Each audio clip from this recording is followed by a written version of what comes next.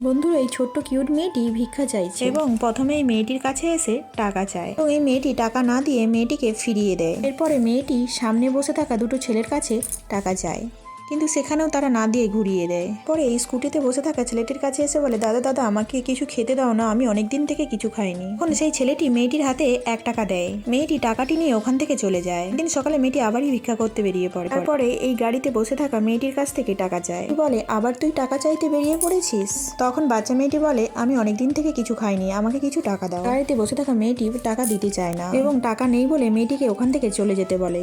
তখন মেয়েটি আবারও বলে, আমি অনেকদিন থেকে কিছু খাইনি, আমাকে কিছু পয়সা দিয়ে দাও না। তারপরে মেয়েটি বলে, ঠিক আছে, আচ্ছা দেখছি আছে কিনা। তারপরে মেয়েটি 10 টাকার নোট দুটো বের করে মেয়েটির হাতে দেয় এবং বাচ্চা মেয়েটি টাকাটি নিয়ে সেখান থেকে চলে যায়। পরে মেয়েটি দেখতে পায় সেই বাচ্চা মেয়েটির ব্রেসলেটটি ওখানে পড়ে আছে। ভিডিওটি ভালো লাগলে লাইক, কমেন্ট, শেয়ার করতে ভুলবেন এবং পরের পারে দেখার জন্য সাবস্ক্রাইব করে দেবেন।